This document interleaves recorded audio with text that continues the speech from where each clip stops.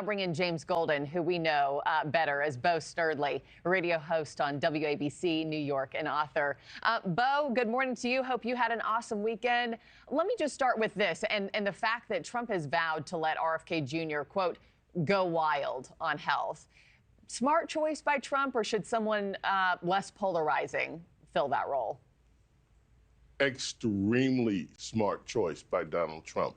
Look, I think if you had asked a lot of Americans before COVID, was Robert Kennedy a guy that knew a lot about health or whatever, because of what we heard about him in the mainstream media, people had apprehensions. I think after COVID and after we have seen how politicized, the healthcare in this country can be politicized very easily, information can be suppressed, I think a lot of people took a second look at him. And look, Markie, look what he's talking about. He's talking about actually changing things at the FDA so that known carcinogens, so that known problems can finally be eradicated out of the American food process and ultra-processed food. If you go to Europe and you look on their shelves, and you look at the same products you can buy over here, the ones that they allow over there, you will see that there are a lot less ingredients and a lot of the dyes and so forth that are in American food. They will not allow that in their marketplace because they are known health hazards.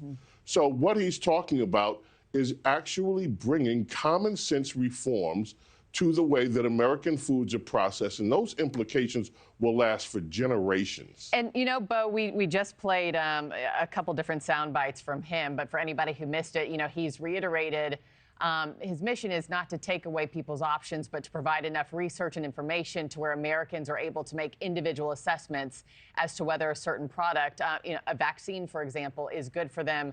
Why do you think that isn't resonating with Democrats, especially when they campaigned off of my body, my choice? Well, nothing is resonating with Democrats this week except shaved heads, tears, grief, and questions. I think when this plays out, I think over a period of time, even some of the hardcore Democrats who are opposed to Donald Trump would actually support some of these measures. Look, I'm a big fan of NIH, but one of the things that I don't like is that you cannot see, there's no transparency about the royalties that doctors, your government doctors, are making from Big Pharma.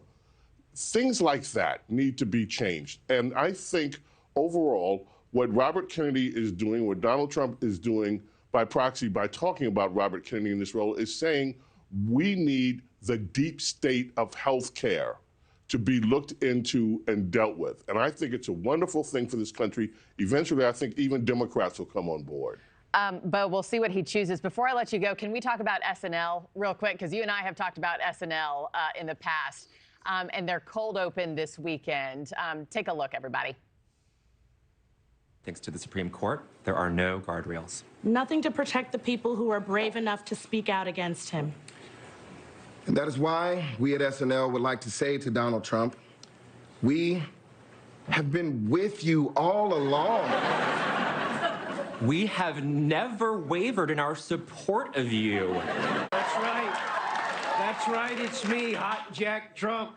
They finally got the body right. I'm Doc Mega. See you in the White House. USA! USA!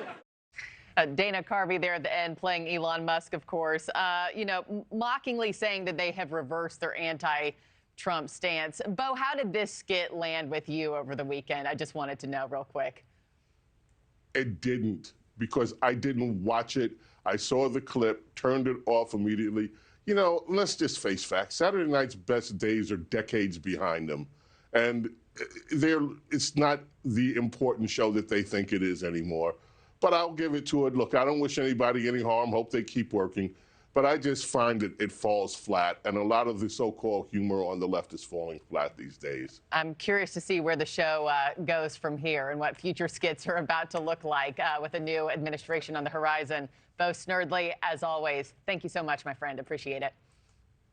Thank you, Markie. Always a pleasure. Yeah. Thanks for watching, everybody. Go to joinnn.com to find NewsNation on your television provider. Also, don't forget to click that red subscribe button below to get more of NewsNation's fact-driven, unbiased coverage.